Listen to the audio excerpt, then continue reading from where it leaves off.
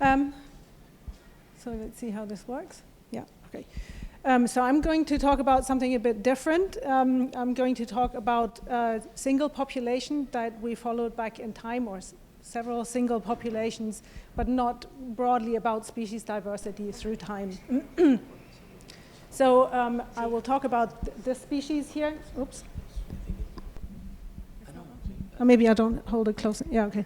I'm going to talk about this species here, Daphnia pulicaria, and also another, well, actually two Daphnia pulicaria species, strictly speaking.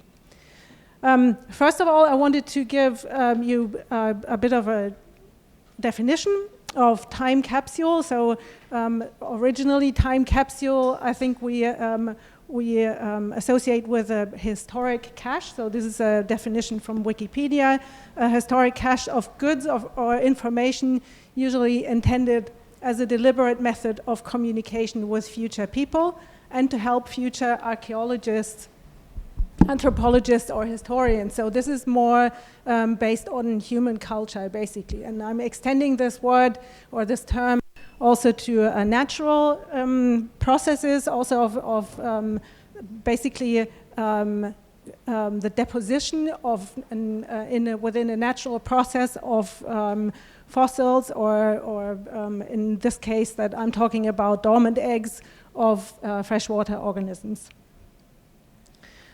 So these time capsules are useful to us both in ecology and in evolution or evolutionary ecology.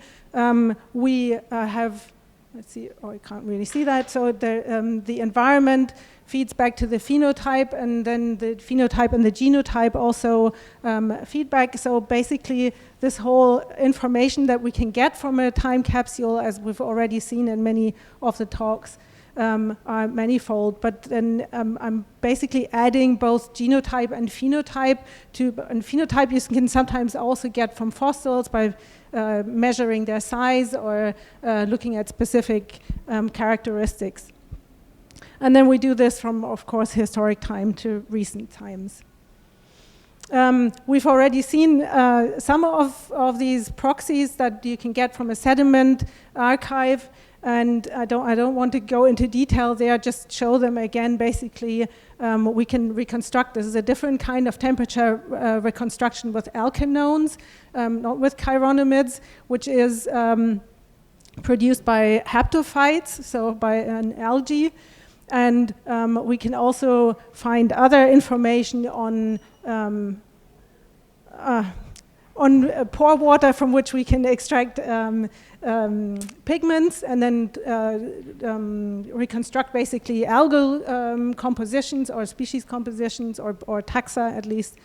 And as well as what you can see there in the colored part is what we will need later on for one of the data sets that I will show. So this is abundance of Daphnia through times, through the past, so from 800 to the present time in a sediment core in Greenland. And this here is my colleague John Anderson about to take a core through the ice of a lake that we sampled. So from lake sediment, we can get a lot of information, and not only on terrestrial plants, as we've seen a lot in this workshop, but also, of course, on the aquatic organisms. We've also seen that with the chironomids, and I'm adding a few more here. So Daphnia, we can see in the left-hand side, the Aphippia, and then there's also some cladoceran carapaces, ostracods, nematodes, and then some different types of algae, cyanophytes, or even the frustules of diatoms. And then, of course, I've listed a few more things. There are pollen, microbial cysts, and shells also from mollusks, and also from fish we can find remains, the otoliths. And, of course, and also sedimentary DNA that we've already heard a little bit about. And I just wanted to show this very briefly. So this is from Barouillet et al. 2022. They made the scheme to show how the anthropogenic change at the bottom, the nutrient pollution, and also climate change impact or the amount of data that they can get from sedimentary DNA reconstructing basically over long periods of time the composition of different algae, or also in here this includes also fungi and how they basically respond to different stressors, anthropogenic stressors, in this case nutrient pollution and climate change. Oops. And lastly, we can use the time capsules for resurrection ecology, so meaning we can bring back organisms from the past using cysts or spores or dormant eggs from the sediment, and then we can hatch those and use them for experimental work to test certain hypotheses that we have. And so we can basically, by this, observe evolution in a natural system over long periods of time, or as long at least as we can get anything to resurrect from the sediment, which sometimes isn't very long. But we can see at the bottom a few of the organisms that have been hatched from sediments, or that we know have a certain preservation time after which they can still be hatched. So for example, nematodes at the left-hand side, and in the decade range, and as well as bryozoans or tardigrades and rotifers, decades to centuries, then the crustaceans a little bit longer, including the copepods there, and also the Daphnia, and then plants have an even longer half-life, let's say, for viable resting stages. So Daphnia, we use it as a time machine. Daphnia is, in many respects, really useful for this because it produces a large number of eggs that are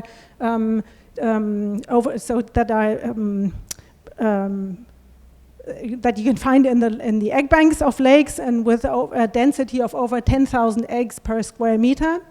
And so these can be used for resurrecting entire populations. We can resurrect individuals that are up to centuries old.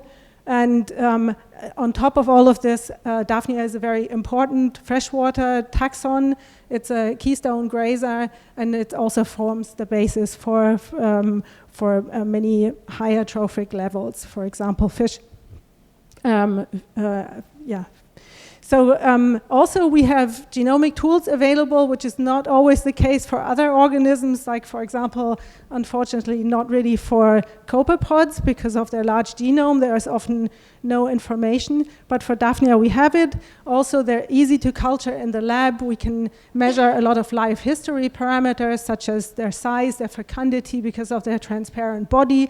And also they reproduce very quickly, and they have an interesting life cycle, which I will show here.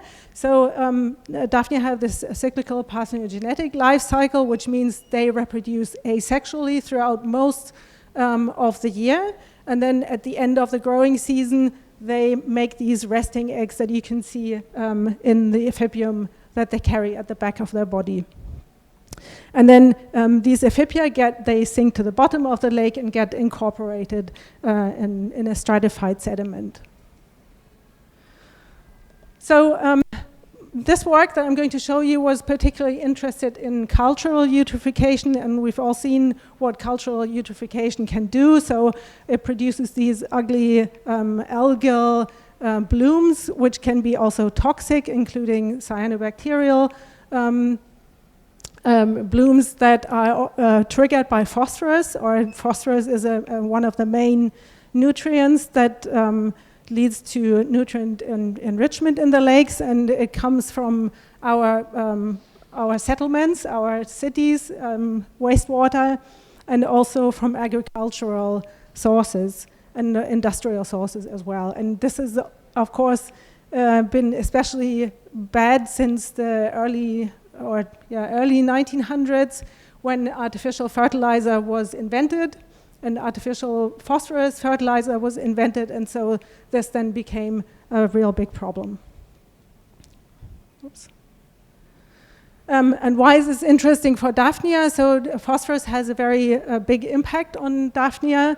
If we give it too little phosphorus, so if it has too little phosphorus available in the food that it eats, in the algae, then it will grow very slowly. It will reproduce as you can see in the two pictures. So the top one has a much lower fecundity. It takes longer to mature, and so it really needs, the Daphnia really need to have a certain amount of phosphorus at least in their food. But then too much is probably also not good. Oops. So this first study is about 2 lakes in Minnesota that we selected according to the theoretical human impact that they would have.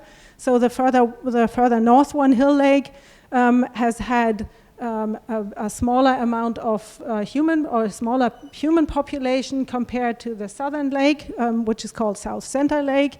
And you can see on the figure on the bottom left, this is data from the US Department of Agriculture, which is kind of records that they have about the amount of farmed land around, so within each of the 2 counties. And we can see that in the late 1800s, the amount of farmed land increased dramatically in South Center, especially a little bit also in Hill, but not so much.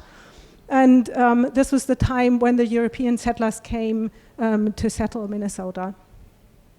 And we combined this data from the US Department of Agriculture with measurements that we made directly in the sediment core, and you can see that on the right-hand side, the 2 cores there from South Center Lake and Hill Lake. And we see that, so the phosphorus in green, the green area, was a lot, so you can't really directly compare the 2 lakes, but within each lake you can see that there is a strong increase of phosphorus around the time when the human population started to grow, and so at the same time also agriculture started to become more important in this area. Whereas in Hill Lake we have a bit more constant supply of phosphorus. That is really, there is not this big shift anyway. Now we look at the microsatellite data that we got from eggs collected throughout the sediment core.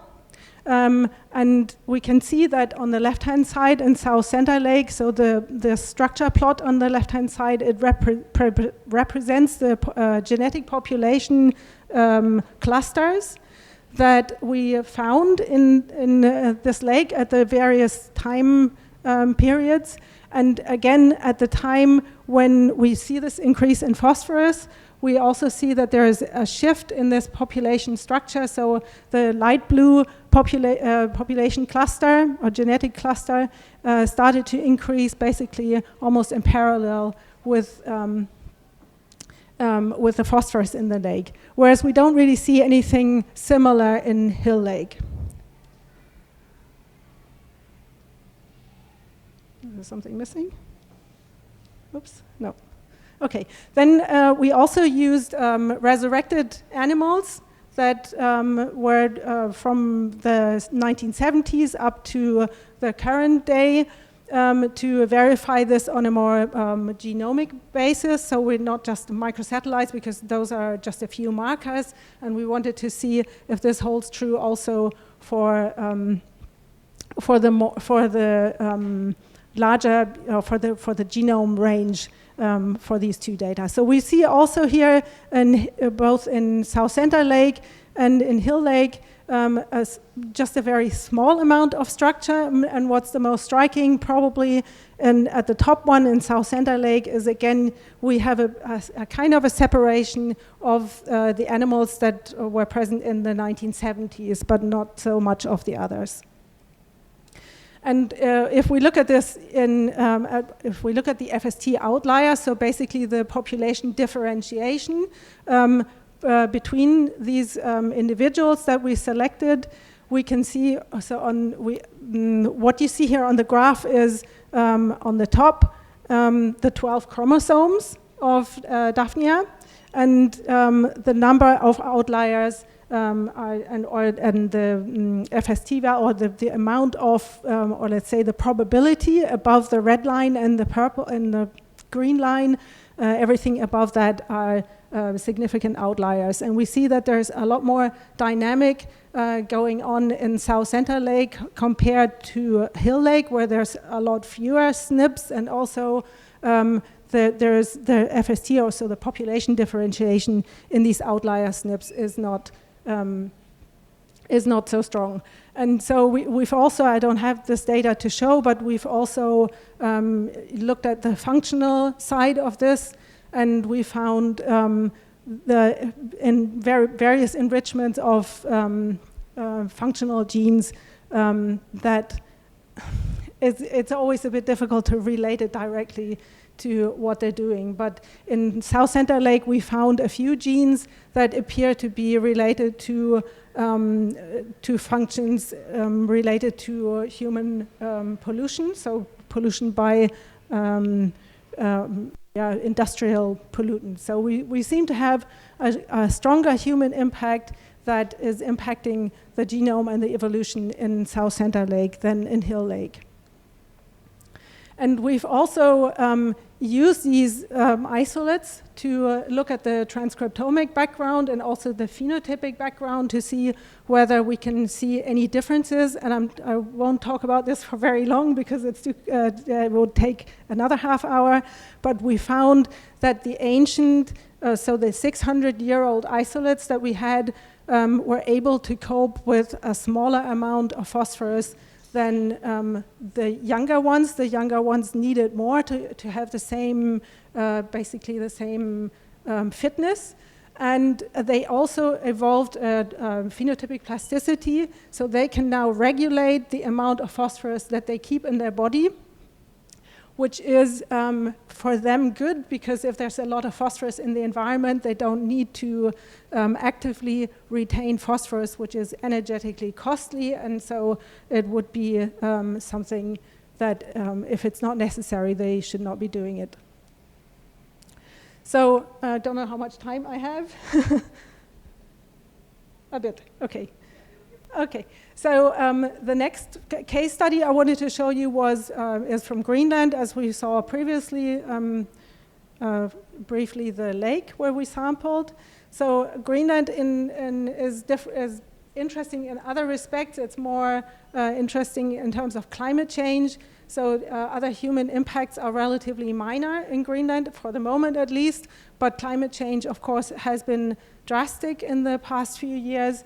And it has also been, you can see on this globe there, in the North Pole is in very red, so there has been a lot of increase in temperature, and then Greenland is a little bit south of there. What's also interesting is that there have been these large oscillations that have become smaller towards the more recent time. So we've had the medieval warmth period, and about 800 in the 800s. So there's also another warm period in 1930s, and then little ice age with 2 temperature minima. And then we have another warmth period now, of course. So these are data reconstructed from ice cores. My student Mason Dane used, again, microsatellites to look at the eggs of 3 different lakes here. And we used 8 microsatellite loci for this. But we found also that all 3 populations had triploid. This is also Daphnia pulicaria, but a different kind. It's an Arctic species. And so all of these are triploids, which makes everything more complicated. And also the population is obligately asexual. And so they're quite different in terms of reproduction compared to the population that I showed you earlier. What's interesting here is what we found was that, so you see the graph is ordered from most recent to about 1700 in 4 different layers that we looked at the eggs, and we found only 1 genotype in the top lake, and one additional one that was very rare. And in the second lake, we found one genotype only, and in the third lake, we found a few more. And because of, we also looked at other lakes, but they didn't have enough material to work with. So we concentrated on SS4, which is an interesting lake because it has purple sulfur bacteria, which is potentially a food source for the Daphnia in otherwise very unproductive lakes. And so we have this idea that they might be feeding on the purple sulfur bacteria. This is something that we have to work out first. But we also, so in that lake, I looked at 37 eggs from the, or actually a lot more, but not all of them worked. And so 37 or 37 eggs gave me quite good results for the whole genome sequencing. And you can see on the right-hand side, they all cluster together. So they're all basically, again, they're also basically just one genotype with a few exceptions in the corners of this graph. And maybe it's a bit easier to see here on this graph how they're very, so there's no spatial signature basically, no temporal signature in this data, except for probably at the very end on the left-hand side. So there's a different cluster, probably a different clone, or maybe there's a second clone in this lake. And this is very interesting because, of course, this lake has just one genotype. It's made up entirely of one genotype. And given the changes in the environment, this is a bit strange. I mean, how do they adapt? So we don't really know what's happening here. Are they phenotypically plastic? Maybe there's an epigenetic memory, so the epigenome is probably different. These are all things that we need to look at. Coming back to this graph here, we can see, so John Anderson is holding two tubes where he caught some of the purple sulfur bacteria that I showed you earlier. And you see in the colored part of this graph, you see two curves. And basically one of them is the pigment data for purple sulfur bacteria, and the other one is the data for the Daphnia. And we can see how they're pretty well correlated with each other. So there is this possibility that when the purple sulfur bacteria go down, the Daphnia go down because they have nothing to eat, and therefore maybe they don't need to adapt to anything specifically, because also in terms of temperature, we don't really know whether they don't maybe just adopt basically this new temperature regime by hatching later or hatching earlier in the year, and probably not being present throughout all the summer. The temperatures get too high. Okay, so this is already my final slide. I wanted to show you how we can be successful in pulling together all these sources from the biotic environment and by reconstructing it, also the abiotic environment, and using paleogenomics and resurrection ecology to understand the ecology and the evolutionary dynamics of these populations. And of course, the last thing is whether we will be able to predict the future, we don't really know. And I think this is also something that came or is coming from this workshop as a basically conclusion, that it will be very difficult to predict any future scenarios from the data that we have, because the future will be so different from what we know. And so I thank you and my collaborators and the funding and the copepods. Thank you.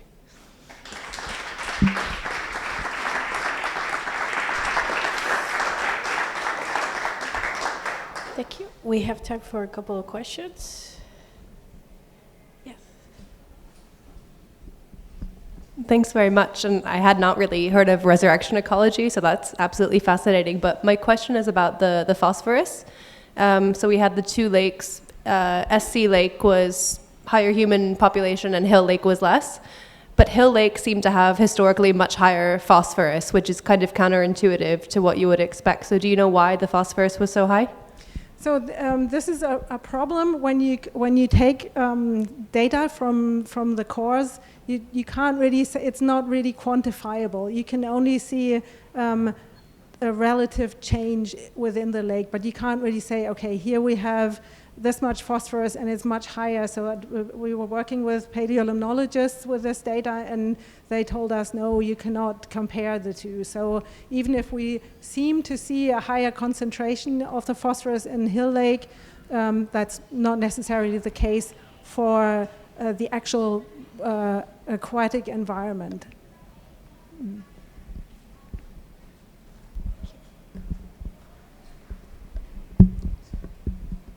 Thanks so much, Dagmar. This is all very new to me, so it's exciting to see a new data set potentially applied to some of the work I'm doing. A couple specific questions about also the Hill Lake versus South Central Lake study. The first one would be, do you need industrial agriculture level phosphorus to see an impact on the Daphnia population, or would sort of pre-industrial agriculture potentially have the same impact on the populations and be detectable? Mm-hmm.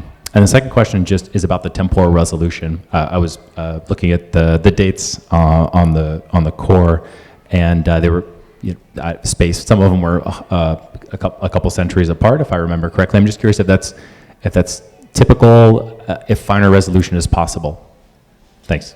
Okay, let me start with the second one. So yes, finer resolution is possible, but it is like we heard earlier. So you have to be in luck. If it depends on the sedimentation rate of your lake, of course, and the smaller, especially this is a problem in Greenland. The less sedimentation you have per year, the thinner your layers are, and then you get getting the resolution to just 10 years, let's say, per slice is really difficult. The reason why you saw these big distances time-wise between the different layers that we were looking at was because some in between layers, the egg DNA didn't amplify for preservation reasons that is out of our control. So some of them preserve really well, and others you have no idea. But in the mid, so you can have really good preservation of DNA through much of the core, and then suddenly nothing, and then you go deeper, and it goes back to good. So sometimes they're just gaps, like with all historical data. Yeah.